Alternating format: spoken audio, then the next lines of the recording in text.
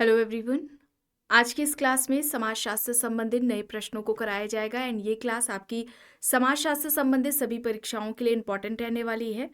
यहाँ पर एक इम्पॉर्टेंट इन्फॉर्मेशन है समाजशास्त्र से संबंधित सभी परीक्षाओं के लिए। यहाँ पर प्रैक्टिस सेट एंड सोशियोलॉजी के नोट्स पीडीएफ फॉर्मेट में प्रोवाइड कराए जा रहे हैं। इससे संबंधित जानकारी के लिए यहाँ पर एक व्हाट्सएप नंबर दिया गया है।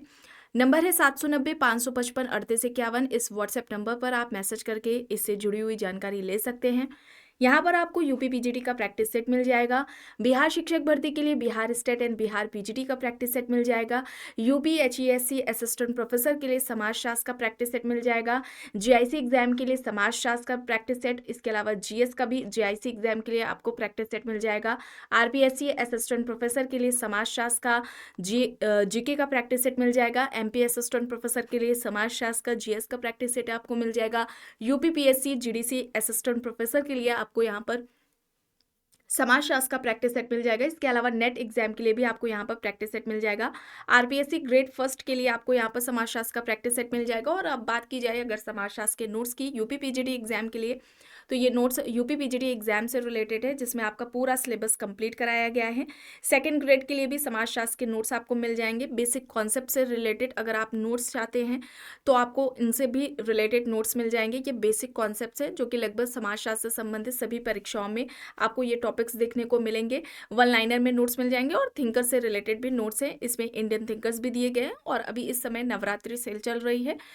ये सेल 19 मार्च से 31 मार्च तक रहने वाली है। इसमें आपको समाजशास्त्र के प्रैक्टिस सेट, समाजशास्त्र के नोट्स एंड जीएस का जो प्रैक्टिस सेट है उन सभी में आपको कुछ छूट दी जा रही है।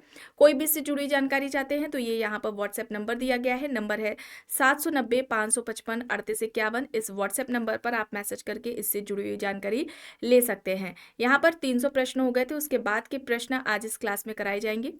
आप सभी इस क्लास को, इस वीडियो को ज़्यादा से ज़्यादा लोगों के साथ शेयर ज़रूर कर दीजिए।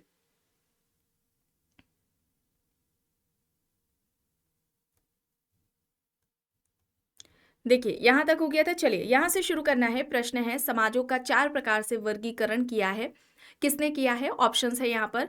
4 समाज के प्रकार बताए गए हैं। सरल समाज, बहुखंडीय सरल समाज, मिश्रित बहुखंडीय समाज और दोहरे मिश्रित बहुखंडीय समाज। सरल समाज, बहुखंडीय सरल समाज, साधारण मिश्रित बहुखंडीय समाज, दोहरे मिश्रित बहुखंडीय समाज।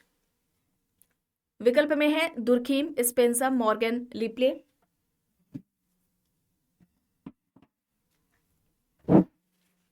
बताएं यहाँ पर सही क्या होगा? यहाँ पर सही हो जाएगा दुर्खीम। ठीक है, दुर्खीम सही हो जाएगा। ऑप्शन ए यहाँ पर राइट आंसर हो जाएगा। स्पेंसर की बात करें तो स्पेंसर ने भी 4 तरह के समाज की बात की थी। एक इन्होंने सरल समाज बताया, ठीक है, सरल समाज। दूसरा समाज इन्होंने प्रकार बताया है मिश्रित समाज। सरल समाज हो जाएगा, मिश्रित समाज हो जाएगा। दोहरे मिश्रित समाज, तीसरा प्रकार इन्होंने क्या बताया? दोहरे मिश्रित समाज का बताया, दोहरे मिश्रित समाज। और चौथा इन्होंने बताया है तिहरे मिश्रित समाज। ठीक है, तिहरे मिश्रित समाज। तो ये जो समाज के प्रकार हैं ये किसके द्वारा बताए गए हैं? 4। ये हर्बर्ट स्पेंसर के द्वारा बताए गए हैं। इंपॉर्टेंट है, इसे आप याद रखेंगे। चलिए आगे देख लेते हैं। प्रश्न है, निम्न युग्मों में से कौन सा गलत है? पुस्तकें यहाँ पर दी गई हैं। The methodology of social science, max weber. Economy and society, max weber. The poverty of philosophy, Spencer. Economy and society, Parsons. चलिए बताएं, गलत बताना है यहाँ पर। यहाँ पर क्या हो जाएगा? देखिए ए बी डी यहाँ पर सही है, सी यहाँ पर गलत होगा। The poverty of philosophy Spencer की नहीं है बल्कि यह पुस्तक कार्ल मार्क्स की है। The poverty of philosophy Karl Marx की। और कार्ल मार्क्स को आर्थिक निर्धारणवादी कहा जाता है। आर्थिक निर्धारणवादी के नाम से कौन जाने जाते हैं? कार्ल मार्क्स जाने जाते हैं। Economy and society Parsons and Shils के साथ ये इन्होंने लिखी है। ये इनकी भी है और मैक्स वेबर की भी है। यहाँ पर कंफ्यूज नहीं होंगे। चलिए अब यहाँ पर देखिए किसका तर्क है कि सिद्धांत अनुभाविक है, अवधारणाएं तार्किक रूप से परस्पर संबंधित होती है। ऑप्शंस में है max weber, Merton, Durkheim, Parsons. सिद्धांत अनुभाविक है, अवधारणाएं तार्किक रूप से परस्पर संबंधित होती है, यह किसका कहना है? यहाँ पर सही क्या होगा? यहाँ पर सही हो जाएगा पार्सन्स। ठीक है, पार्सन्स हो जाएगा। डी यहाँ पर राइट होगा। प्रश्न है, पार्सन्स ने समाजशास्त्र सिद्धांत के क्षेत्र में अद्वितीय योगदान दिया है जिसका वर्णन उन्होंने अपनी पुस्तक में किया। पुस्तकें यहाँ पर विकल्प में दी गई हैं। The structure of social action, the theory of social and economic organization, the system of modern society, economy and society. चलिए बताइए यहाँ पर क्या होगा। यहाँ पर राइट आंसर क्या हो जाएगा? The structure of social action, the theory of social and economic organization, the system of modern society, economy and society, यहाँ पर पुस्तकें दी गई हैं। यहाँ पर सही क्या होगा? The structure of social action. यहाँ पर option B right answer, sorry option A the structure of social action यहाँ पर राइट होगा। The theory of social and economic organization, ये किसकी पुस्तक है? ये मैक्स वेबर की है। ठीक है, ये किसकी है? मैक्स वेबर की पुस्तक है। The system of modern society, ये किसकी हो जाएगी? ये पार्सन्स की हो जाएगी। इसके अलावा इकोनॉमी एंड सोसाइटी, ये भी किसकी हो जाएगी? मैक्स वेबर की हो जाएगी। ठीक है, मैक्स वेबर की हो जाएगी। ठीक है, इसे आप याद रखेंगे। इसके अलावा इकोनॉमी एंड सोसाइटी ये पार्सन्स की भी है। ठीक है, पार्सन्स की भी है, उसमें आगे लिखा होगा इकोनॉमी एंड सोसाइटी। ठीक है, ये याद रखेंगे। पार्सन्स विकल्प में आपको देंगे, जरूरी नहीं है दोनों साथ में दिए। ठीक है, पार्सन्स एंड शील्स हो जाएंगे। ठीक है, इसे आप याद रखेंगे। चलिए आगे यहाँ पर देखिए, प्रश्न है किसने प्राथमिक समाजीकरण में दो प्रक्रियाओं को शामिल किया? दो यहाँ पर दिए गए विकल्प है। देखिए, समाज की संस्कृति का आंतरिकरण, व्यक्तित्व का निर्माण। ऑप्शंस में है दुर्खीम, पार्सन्स, वेबर, मॉर्टन। चलिए बताएं यहाँ पर सही क्या होगा, कौन सा विकल्प यहाँ पर राइट होगा?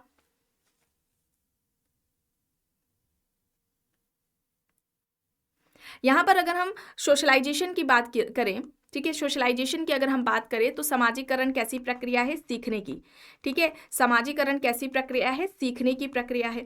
चूंकि यह सीखने की प्रक्रिया है तो यह जीवन प्रयत्न चलने वाली है। ठीक है, जीवन प्रयत्न चलने वाली प्रक्रिया, इसे आप याद रखेंगे। जीवन प्रयत्न चलेगी तो इसमें क्या होगी? गतिशीलता देखने को मिलेगी, तो यह गतिशील प्रक्रिया हो जाएगी। इसके अलावा समाज के मूल्यों, मानदंडों को आत्मसात करने की प्रक्रिया है। ठीक है,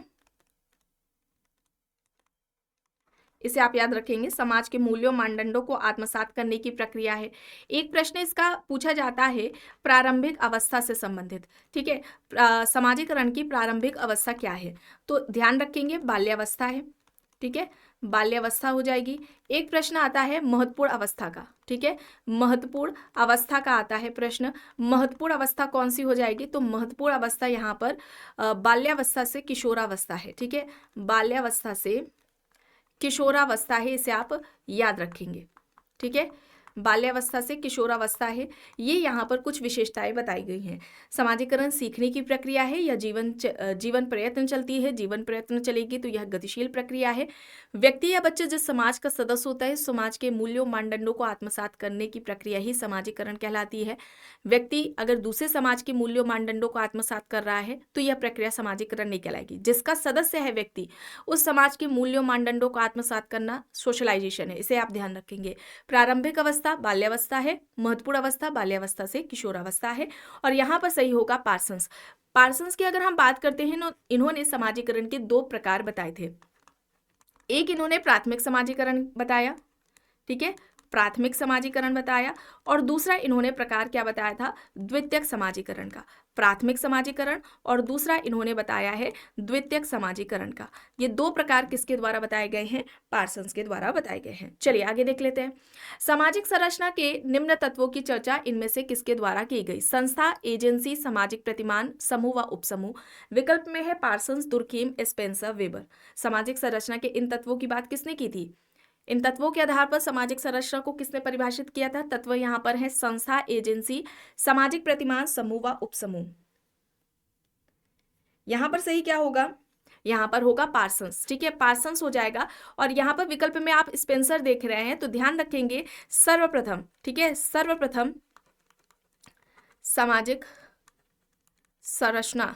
ठीक है, सबसे पहले संरचना यानी स्ट्रक्चर की, जो स्ट्रक्चर का प्रयोग है या वर्णन है, वो किसके द्वारा किया गया था? हर्बर्ट स्पेंसर के द्वारा किया गया था। चलिए अब यहाँ पर देखिए, पार्सन्स ने अपनी किस पुस्तक में विसंगति की चर्चा की? The social system, the social structure, economy and society, system of sociology. इनमें से किस पुस्तक में पार्सन्स ने विसंगति की बात की है? यहाँ पर सही क्या हो जाएगा? द सोशल सिस्टम हो जाएगा। The social system. ठीक है, द सोशल सिस्टम है, और इन्होंने यानी कि पार्सन्स ने सामाजिक व्यवस्था की इकाई किसे माना था? सामाजिक व्यवस्था की इकाई पार्सन्स ने किसे बताया था? एक्शन को बताया था, क्रिया को बताया था। इसे आप याद रखेंगे। और सामाजिक व्यवस्था ये क्या किसे कहते हैं? तो पार्सन्स का जब ये कहना था कि जब एक या एक से अधिक कर्ताओं के बीच में समाज के जो मानक व मूल्य मानदंड हैं उनके अनुसार जब परस्पर अंतरक्रिया होती है और यह अंतरक्रिया जब निरंतरता का रूप ले लेती है तो इसे ही इन्होंने कहा था सामाजिक व्यवस्था। और इनका एक स्टेटमेंट आता है, इसे आप ध्यान रखेंगे, अंतःक्रियाओं का संस्थाकरण ही सामाजिक व्यवस्था है। ठीक है, सामाजिक व्यवस्था है। ये किसका कहना है? अंतःक्रियाओं का संस्थाकरण ही सामाजिक व्यवस्था है। ये बात किसके द्वारा की गई है? पार्सन्स के द्वारा की गई है। ठीक है, चलिए आगे देख लेते हैं। प्रश्न है, वर्ष 2011 की जनगणना के अनुसार भारत में कितने कस्बे हैं? 2011 की जनगणना के अनुसार पूछा जा रहा है भारत में कितने कस्बे हैं? 7,935 कस्बे हैं। ऑप्शन ए यहाँ पर सही हो जाएगा। चलिए अब यहाँ पर देखिए, वैश्वीकरण के दृष्टिगत भारतीय अर्थव्यवस्था ने, ऑप्शन देखिए, विकास के समाजवादी पथ के प्रति कटिबद्धता को दोहराया है। विकल्प बी है मिश्रित आर्थिक पथ को दोहराया है। विकल्प सी आत्मनिर्भरता के गांधीवादी मॉडल को दोहराया है। या फिर विकल्प डी आर्थिक नव उदारवाद के लिए दरवाजा खोल दिया है। वैश्वीकरण के दृष्टिगत भारतीय अर्थव्यवस्था ने, यहां पर सही होगा, आर्थिक नव उदारवाद के लिए दरवाजा खोल दिया है। विकल्प डी, ऑप्शन डी यहां पर राइट होगा। चलिए अब यहां पर देखिए, निम्न में से कौन सा भारत में नृजातीय राष्ट्रवाद का कारण नहीं है? संसाधनों का विषम वितरण, लोकतांत्रिकरण की प्रक्रिया, जनशिक्षा, महिलाओं का सशक्तिकरण। इनमें से कौन सा भारत में नृजातीय राष्ट्रवाद का कारण नहीं है? कारण नहीं है यह पूछा जा रहा है। यहां पर राइट आंसर क्या हो जाएगा? महिलाओं का सशक्तिकरण, ऑप्शन डी। ठीक है, विकल्प डी यहां पर सही है। प्रश्न है, प्रौद्योगिकी विकास और भौगोलिक तथा सामाजिक पृथक्करण की सीमा जनजातीय समुदायों को एक दूसरे से अलग करने के लिए प्रयुक्त किए गए मानदंड है। यह किसका कथन है? विकल्प में है N K. Bose, Surjit Sinha, D P. Mukherjee, G S. Ghurye. प्रौद्योगिक विकास और भौगोलिक तथा सामाजिक पृथक्करण की सीमा जनजातीय समुदायों को एक दूसरे से अलग करने के लिए प्रयुक्त किए गए मानदंड है। यह किसका कहना है?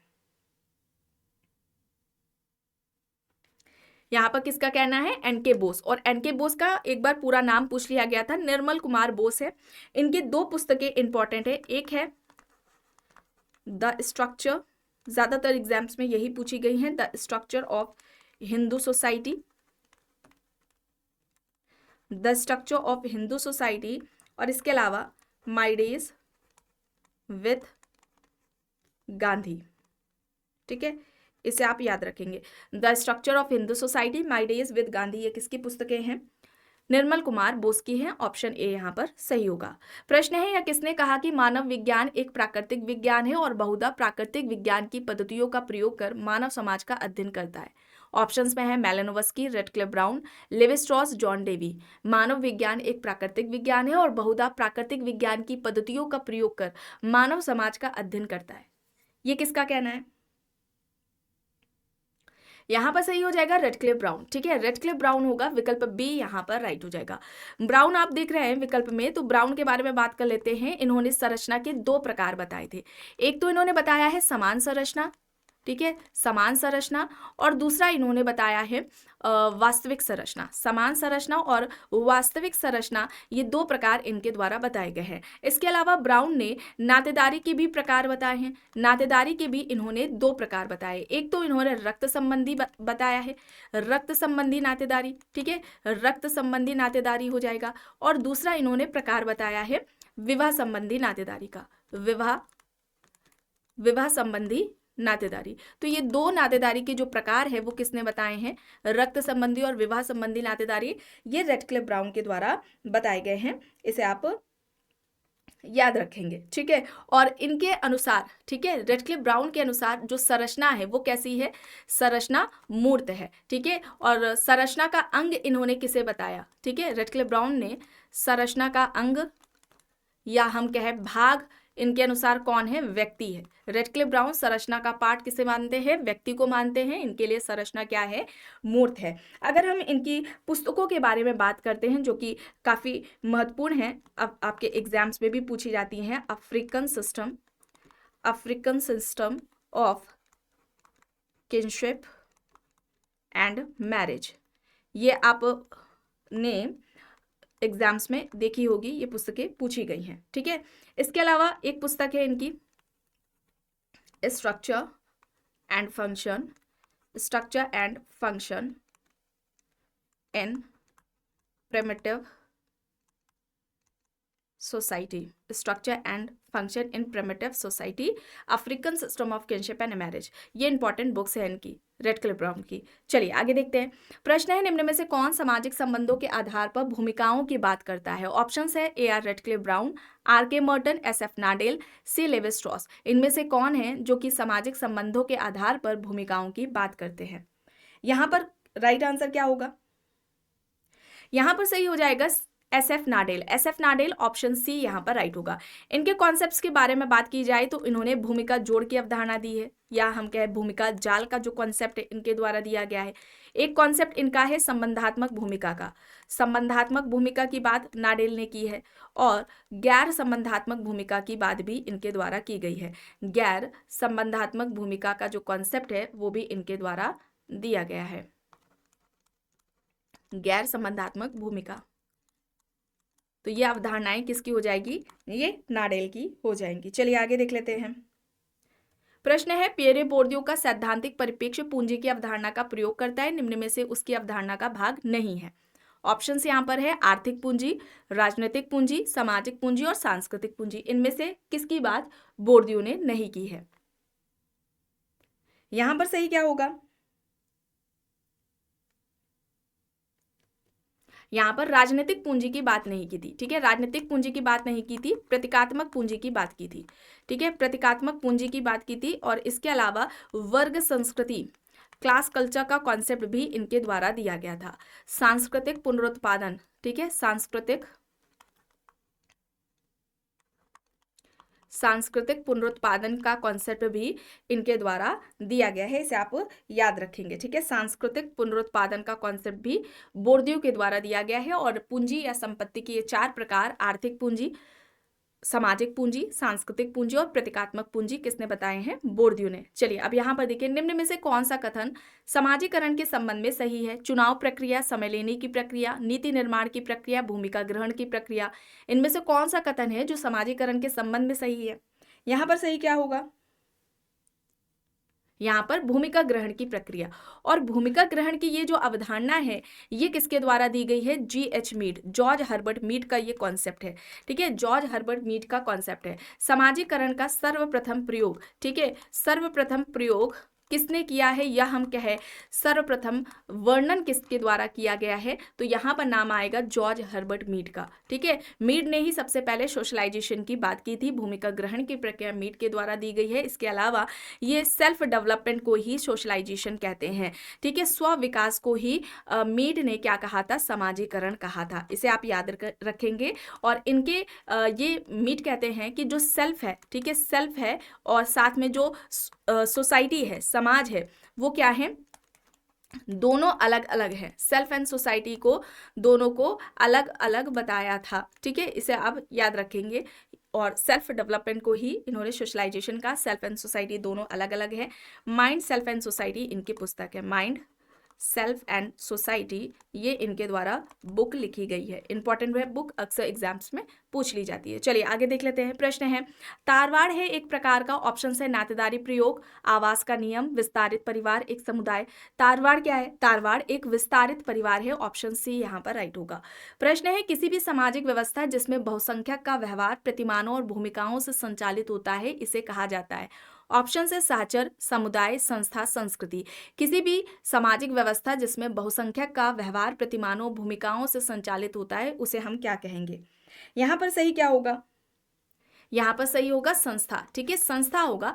और संस्था से जुड़ी हुई अवधारणाओं की अगर हम बात करें, संस्था की बात किसने की थी? समनर ने की थी। संस्था के उद्विकास या फिर संस्था की अवधारणा इस तरह से पूछा जाता है, तो ये समनर का कॉन्सेप्ट है। इसके अलावा संपूर्ण संस्था, ठीक है, संपूर्ण संस्था, टोटल इंस्टीट्यूशन या समग्र संस्था, ये अवधारणा किसकी है? ये अवधारणा गॉफमैन के द्वारा दी गई है। इसके अलावा अगर हम बात करते हैं संस्थाकरण की, ठीक है, संस्थाकरण की अगर हम बात करते हैं, संस्थाकरण की अवधारणा, और एक आता है द्वितीयक संस्था।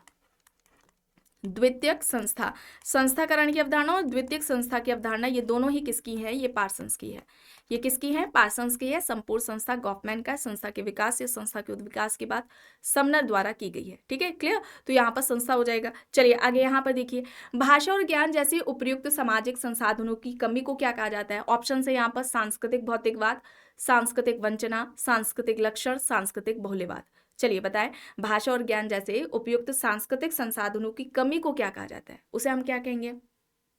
सांस्कृतिक वंचना कहेंगे। ऑप्शन बी यहाँ पर राइट हो जाएगा। अच्छा, सापेक्षिक वंचना का कॉन्सेप्ट किसके द्वारा दिया गया है? ये आपको कमेंट बॉक्स में बताना है। चलिए अब यहाँ पर देखिए, प्रश्न है, किस आयोग द्वारा अन्य पिछड़े वर्गों हेतु एक निश्चित प्रतिशत आरक्षण की संस्तुति की गई थी, जिसे भारत सरकार द्वारा लागू किया गया था? यहाँ पर देखिए विकल्प में दिया गया है काका कालेलकर आयोग, मंडल आयोग, कोठारी आयोग, बलवंत राय मेहता कमेटी। चलिए बताइए यहाँ पर सही क्या है?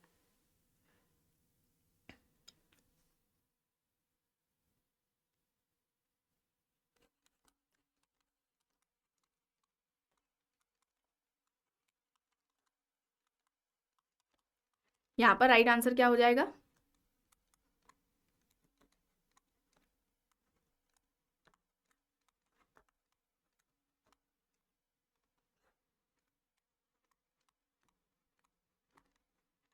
यहाँ पर राइट आंसर क्या हो जाएगा? कुछ फैक्ट्स आपको यहाँ पर बताए जा रहे हैं, इंपॉर्टेंट है, जो कि आपके एग्जाम्स में पूछे जाते हैं।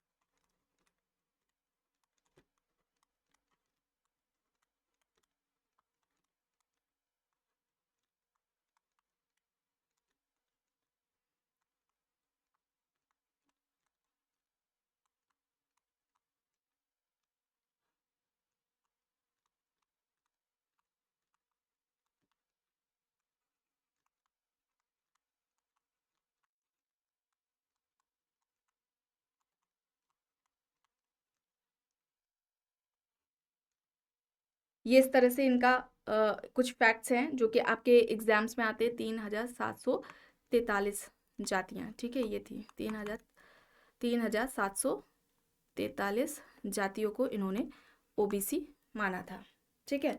चलिए, और यहाँ पर क्या होगा, इनमें से कौन सा आयोग है जिसके द्वारा अन्य पिछड़े वर्गों के लिए एक निश्चित प्रतिशत आरक्षण की संस्तुति की गई थी और इसे भारत सरकार द्वारा लागू भी किया गया था? यहाँ पर क्या हो जाएगा? मंडल आयोग हो जाएगा, ठीक है, मंडल आयोग हो जाएगा। अब यहाँ पर देखिए पूछा जाता है प्रथम पिछड़ा वर्ग आयोग, ठीक है, इसका गठन कब किया गया था? मोस्ट इंपॉर्टेंट यहाँ पर है जो आपको बताया जा रहा है। देखिए पहला जो पिछड़ा वर्ग आयोग था, इसका गठन 29 जनवरी 1953 में किया गया था, ठीक है। कब किया गया? 29 जनवरी 1953 में किया गया था। इसके अध्यक्ष कौन थे? काका कालेलकर थे अध्यक्ष, और इन्होंने कितनी जातियों को ओबीसी बताया था, अन्य पिछड़ा वर्ग में रखा था? तो जातियां कितनी थी? 2399 जाति को बताया था कि ये पिछड़ी है, ठीक है, अन्य पिछड़े वर्ग में रखा। दूसरा पिछड़ा वर्ग आयोग, अब इसका गठन कब होता है? ठीक है, इसका गठन कब होता है? 1 जनवरी 1979 में होता है, ठीक है। इसके अध्यक्ष कौन है? बिंदेश्वरी प्रसाद मंडल है, बीपी मंडल, ठीक है, शॉर्ट में दे लेते हैं, पूरा नाम आप याद रखें, बिंदेश्वरी प्रसाद मंडल, बीपी मंडल है।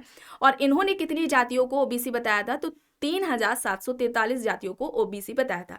इंपॉर्टेंट है, जातियां कितनी बताई गई हैं, ये इस तरह से भी प्रश्न पूछा जा चुका है, ठीक है। अध्यक्ष कौन है, गठन कब किया गया, इस तरह से प्रश्न पूछा जाता है।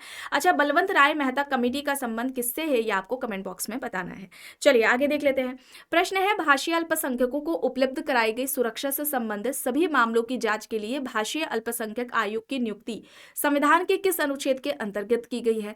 यहाँ पर अनुच्छेद दिए गए हैं 348, 349, 350, 350 और 351। प्रश्न देख लीजिए, भारतीय अल्पसंख्यकों को उपलब्ध कराई गई सुरक्षा से संबंधित सभी मामलों की जांच के लिए भाषीय अल्पसंख्यक आयोग की नियुक्ति संविधान के किस अनुच्छेद के अंतर्गत की गई है? अनुच्छेद कौन सा है? 350 है। सी यहां पर राइट हो जाएगा। चलिए अब यहां पर देखिए, जनसंख्या के संदर्भ में निम्न वर्षों में से किसको महान विभाजन का वर्ष कहा गया है, जिसके पश्चात भारत की जनसंख्या में निरंतर तथा त्वरित वृद्धि दर्ज की गई है? 1911, 1921, 1941, 1951 यहां पर दिया गया है। यहां पर सही क्या होगा? यहां पर सही होगा 1921। ठीक है, 1921 होगा, बी यहां पर राइट हो जाएगा। चलिए अब यहां पर देखिए, भारत की राष्ट्रीय जनसंख्या नीति 2000 के अनुसार निम्न में से किसी एक वर्ष तक जनसंख्या स्थिरता प्राप्त करने का हमारा दीर्घावधि लक्ष्य है? 2025, 2035, 2045, 2055 यहां पर ऑप्शंस है। भारत की राष्ट्रीय जनसंख्या नीति 2000 के अनुसार निम्न में से किसी एक वर्ष तक जनसंख्या स्थिरता प्राप्त करने का हमारा दीर्घावधि लक्ष्य है। यहां पर क्या होगा? 2045 वर्ष। ऑप्शन सी यहां पर राइट होगा। प्रश्न है, नगरीकरण का कारण पूछा जा रहा है। ऑप्शन देख लीजिए, ग्रामीण नगरीय असंतुलन, ग्रामीण क्षेत्रों में नौकरी के अवसरों की कमी, कृषि भूमि की न बढ़ सकने वाली प्रकृति, नगरों की चुंबकीय विशेषताएं। क्या होगा? और नगरीकरण की अवधारणा किसके द्वारा दी गई है? लुई वर्थ के द्वारा दी गई है। यहां पर क्या होगा? यहां पर राइट आंसर क्या हो जाएगा? ये सभी हो जाएंगे, डी यहां पर राइट होगा। प्रश्न है, भारत में नगरीकरण के संदर्भ में निम्न कथनों में से कौन सा सही है? देखिए पहला कथन है, 2011 की जनगणना के अनुसार देश की कुल नगरीय जनसंख्या का 60% से अधिक प्रथम श्रेणी के नगरों में निवास करती हैं। दूसरा है, 2011 में देश में 10 लाख से अधिक जनसंख्या वाले 53 नगर संकुल थे। अब यहाँ पर बताएं कौन सा सही है? नगरीकरण के संदर्भ में भारत में क्या सही है इनमें से? यहाँ पर ये दोनों ही सही होंगे, सी यहाँ पर राइट हो जाएगा। आखिरी प्रश्न है,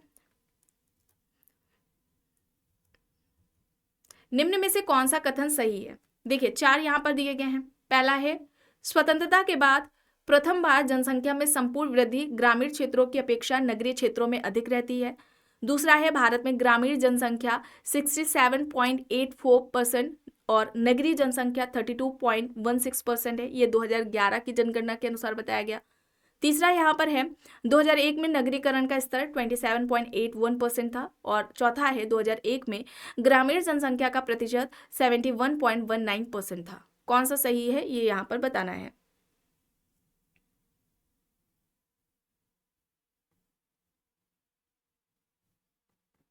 यहाँ पर पहला और तीसरा होगा, ऑप्शन डी यहाँ पर राइट हो जाएगा।